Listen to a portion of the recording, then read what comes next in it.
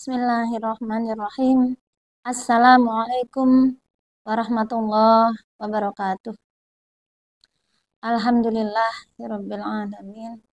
Wa bihi nasta'inu ala umurid dunya waddin wa ala alihi wa ashabihi ajma'in, amma ba'd. Segala puji bagi Allah yang telah memberikan nikmat iman Islam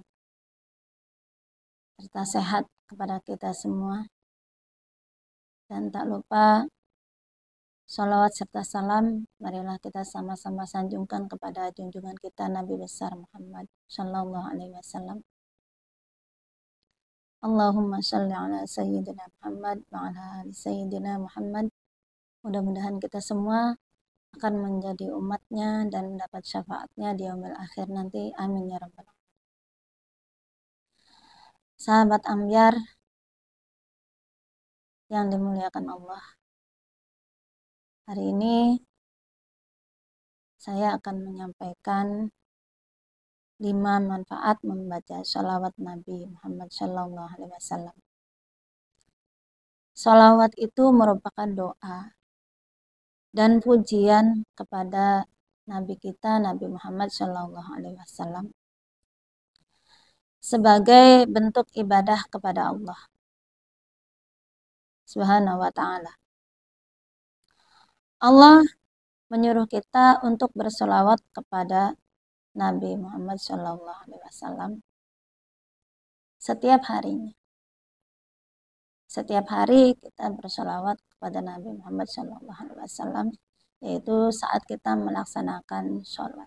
Yang mana sholawat itu ada dalam bacaan sholat kita, yaitu pada tasyahud awal dan tasyahud akhir. Yang telah kita ketahui bersama bahwa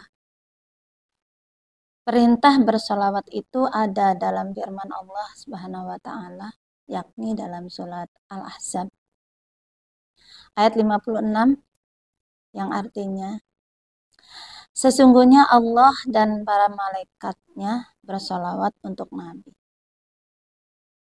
Wahai orang-orang yang beriman, bersolawatlah kamu untuk Nabi dan ucapkanlah salam dengan penuh penghormatan kepadanya. Bacaan sholawat itu banyak ragamnya atau banyak macamnya. Yang sering kita pakai yang mudah adalah Allahumma sholli ala sayyidina Muhammad atau sallallahu ala Muhammad.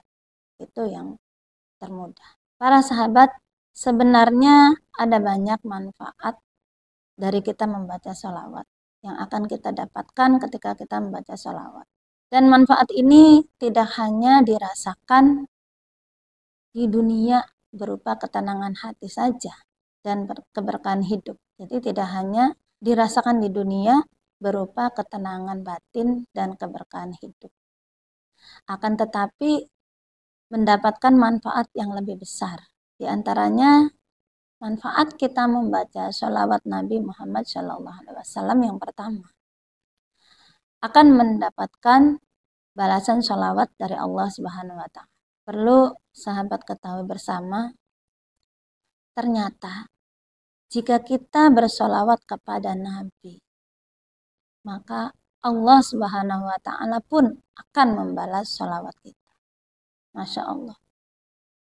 Begitu mulianya Nabi kita, Nabi Muhammad SAW, sehingga Allah pun bersolawat kepadanya. Dijelaskan dalam hadis Rasulullah Shallallahu Alaihi Wasallam yang diriwayatkan oleh Imam Muslim, yang mana artinya, sesungguhnya orang yang bersolawat kepadaku sekali, maka Allah Subhanahu wa Ta'ala akan bersolawat untuknya 10 kali. Subhanallah, Masya Allah. Begitu besar keagungan Nabi Muhammad, dan kita perlu bersyukur setiap hari kita masih dimudahkan lisan kita untuk selalu bersolawat kepada Nabi. Yang mana sekali kita bersolawat, maka Allah akan membalasnya 10 kali sholawat. Manfaat Sholawat yang kedua, yaitu bernilai pahala. Kenapa bisa disebut dengan bernilai pahala? Sholawat yang kita panjatkan akan mendapat pahala dari Allah Subhanahu wa Ta'ala. Karena sholawat pun merupakan bentuk ibadah dan merupakan suatu perbuatan yang baik. Allah akan memberikan pahala bagi orang-orang yang bersolawat. Di dalam hadis Rasulullah Shallallahu Alaihi Wasallam yang diriwayatkan oleh Imam Bukhari, yang artinya orang yang melakukan suatu kebaikan akan diberi pahala kebaikan sebanyak 10 kali lipat atau bahkan hingga 700 kali lipat. Masya Allah, begitu banyak pahala yang akan kita dapatkan dari suatu kebaikan, yaitu kita membaca sholawat kepada Nabi Muhammad Shallallahu Alaihi Wasallam. Manfaat yang ketiga dari kita membaca sholawat Nabi Muhammad Shallallahu Alaihi Wasallam, yaitu kita akan dihapuskan dosa dan diangkat derajatnya. Dalam hadis yang diriwayatkan oleh Imam Nasa'i, barang siapa yang bersolawat kepadaku 1 kali, niscaya Allah bersolawat kepadanya 10 solawat dan akan menghapus dosanya 10 dosa dan mengangkat derajatnya 10 derajat. Jadi kalau kita bersolawat kepada Nabi, maka Allah akan menghapus 10 dosa kita dan akan mengangkat 10 derajat kita. Manfaat yang keempat adalah berkumpul di surga bersama Rasulullah Sallallahu Alaihi Wasallam. Sholawat itu bisa mempertemukan kita di surga dengan Rasulullah. Dalam hadis riwayat Tirmidzi dikatakan, manusia yang paling berhak bersamaku pada hari kiamat ialah yang paling banyak membaca sholawat kepada.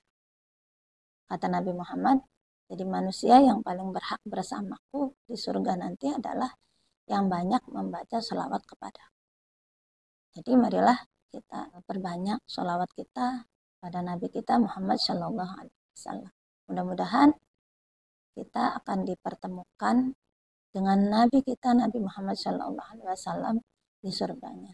Kemudian manfaat berselawat yang kelima, menjadi sebab dikabulkannya doa.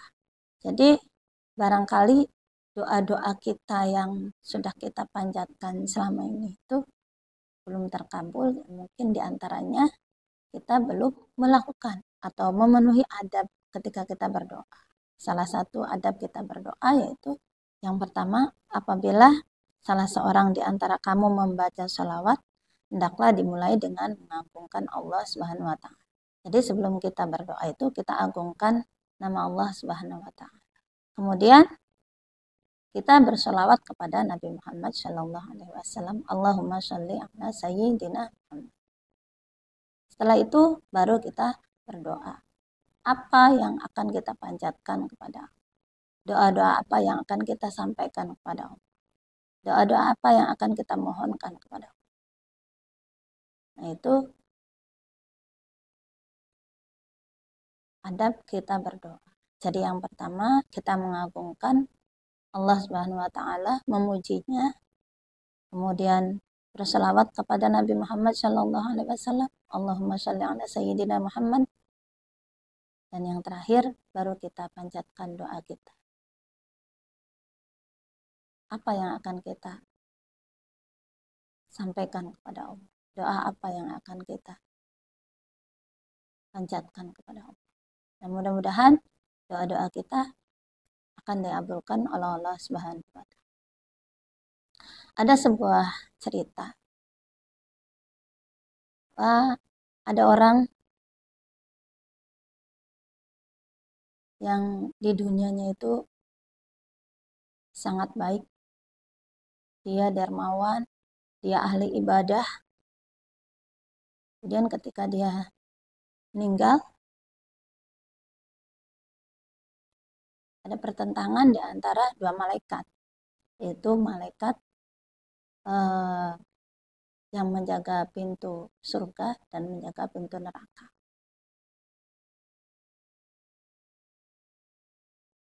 Malaikat Ridwan dan malaikat Malik. Kata malaikat Ridwan, ini adalah hamba Allah yang berhak untuk masuk surga karena dia tidak ada celah di dunia. dia melaksanakan apa yang diperintahkan oleh Allah dan menjauhi apa yang dilarang oleh Allah. Tapi malaikat Malik ini masuk ke neraka. Nah, dari pertentangan itu kemudian kedua malaikat itu menghadap pada Allah Subhanahu wa taala. Kemudian Allah disuruh menghadap ke baginda Nabi Muhammad SAW. Malaikat menceritakan perihal seorang muslim tersebut bahwa itu adalah umatmu ya Nabi. Tapi kok tidak bisa untuk masuk ke surga itu kenapa? Padahal di dunia itu dia tidak ada celah. Dia adalah orang yang selalu menjalankan apa yang diperintahkan Allah. Dari mulai sholat, zakat, dan ibadah-ibadah yang lain.